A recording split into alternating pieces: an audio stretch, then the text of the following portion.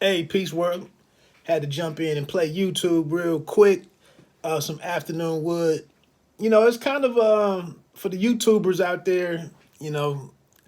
Seeing uninterrupted or the uh, the LeBron and Maverick Carter YouTube channel or whatever. Seeing the shop come over to the shop, the show, the series come over to YouTube, from HBO or HBO Max. It kind of doesn't bode well for us nobodies across the world. So you already got the Pivot podcast out there. I am athlete and whatnot, and they suck up a lot of air in the room. It is what it is. Look, jumping into some of this NBA talk. Last night was the first game with since the trade where the Sixers and the Brooklyn Nets faced off, who had the trade with the big names. Harden going from Brooklyn to Philadelphia, and then in return, Seth Curry and Ben Simmons and Andre Drummond going over to Brooklyn. And the gist of my thoughts are, James Harden and Coach Doc Rivers, I gotta believe they are what they've been. The common denominator in all of James Harden's travels, no pun intended, is James Harden. Um,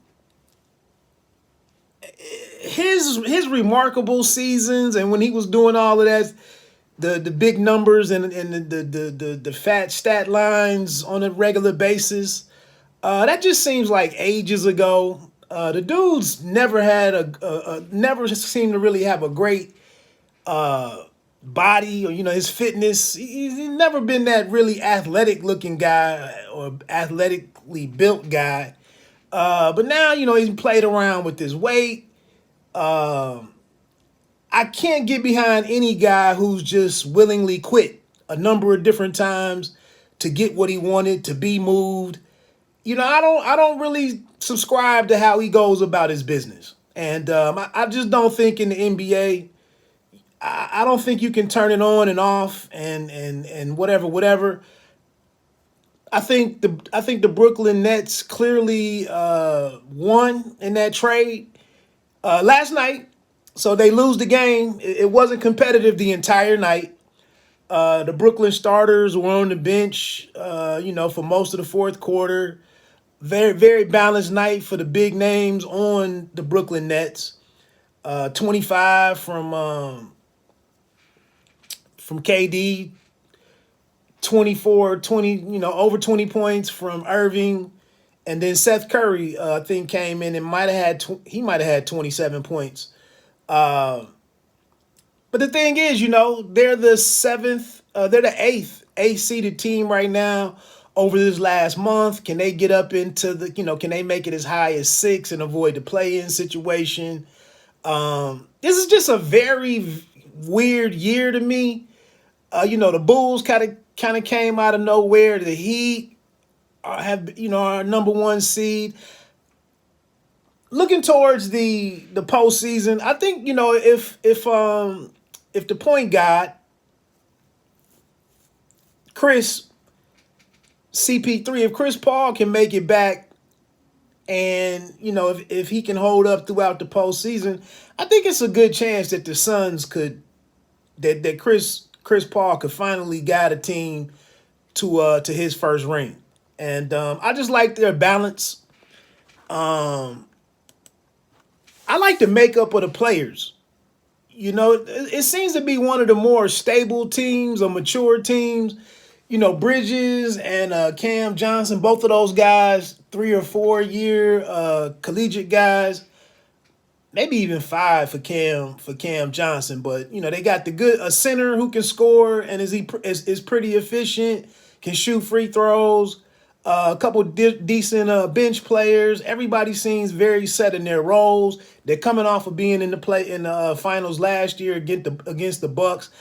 Like I said, if Chris Paul can hold up, I really like their chances this year. Kind of the X factor is in the West is what goes on with Draymond returning to the Golden State Warriors. Wiseman is now playing in the G League, I believe. What kind of role can they have, and then how can the team kind of absorb everybody back?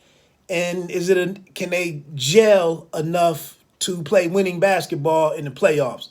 I haven't heard much about the Jazz all year, but they're still there. The Mavericks at 5, Nuggets at 6. I don't know. It seems like a year where just all the movement that's happened, all the trades and whatnot, even before it got down to the trade deadline. It just seems like a weird year for the NBA. But like I said, I do like the Suns. The Grizzlies play good team ball and obviously have one of the best stories in all of the NBA with the emergence of Ja Morant as the face, or the excitement guy, the highlight guy, especially like the little highlight guy, big scoring nights and whatnot. So a lot going on there. I just don't know if they're ready to be a Western Conference, Western Finals type team or not. But they're number 2 in the West, and so that bodes well for them. I do like the Bucks. I do like the Bucks getting back to coming out of the East.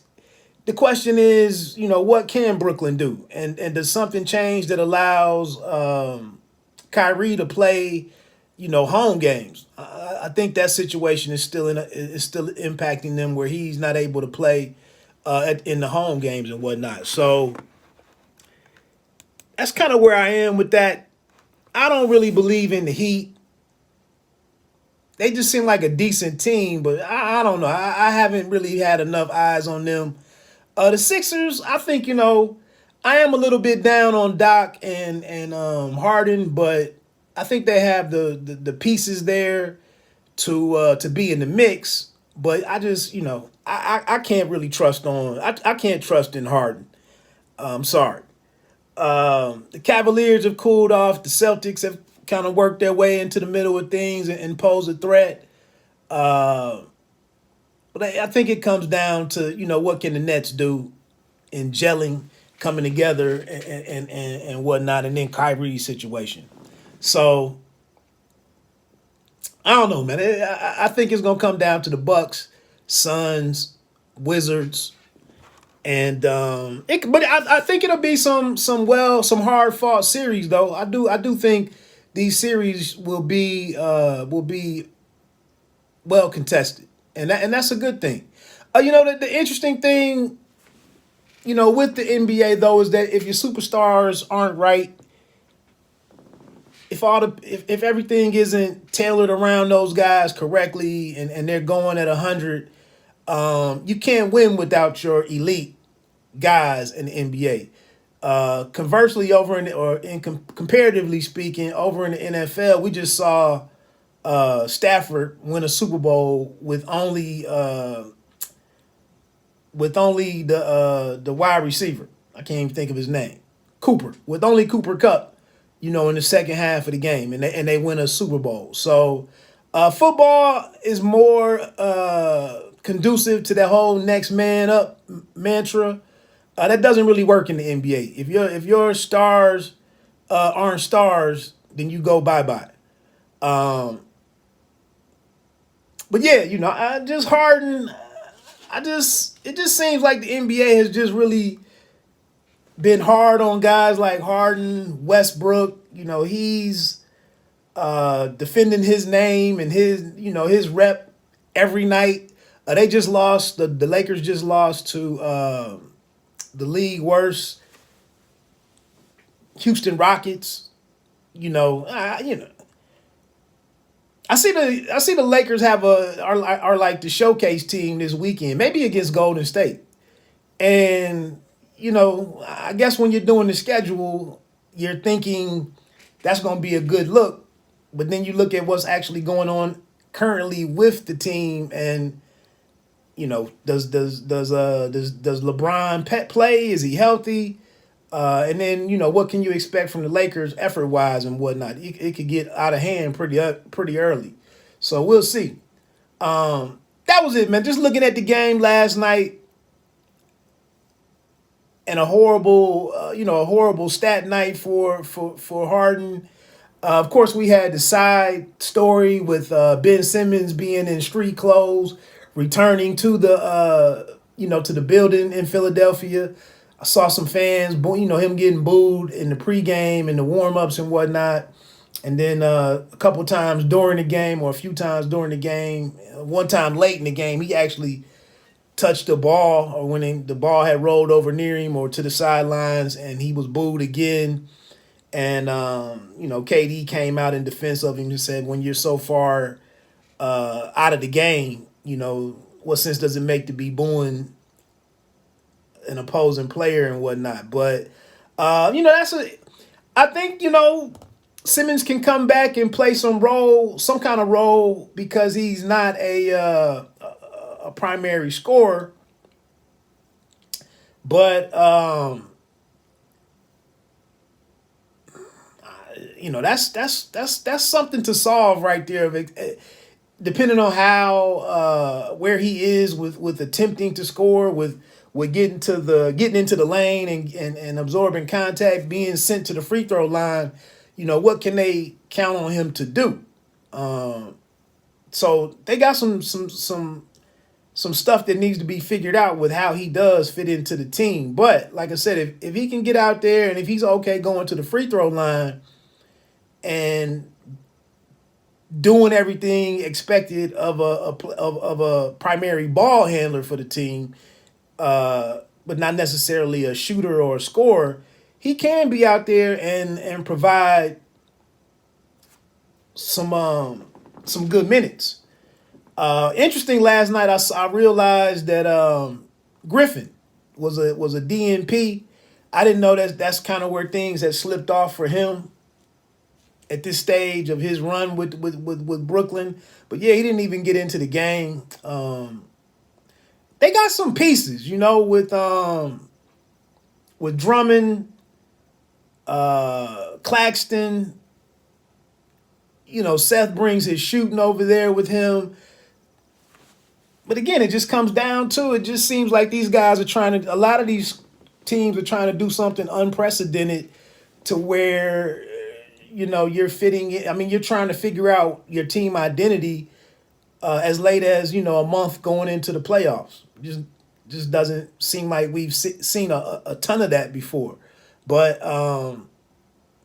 and then, to be a top 4 seed and to possibly face a team like the Nets in the first round, like who the hell wants that reality? But, that's what the Heat, Bucks, Sixers, or Bulls could get, depending on how things pan out these last few weeks. Anyway, let me get on off of here. Just some NBA thoughts. My name is Wood. Peace.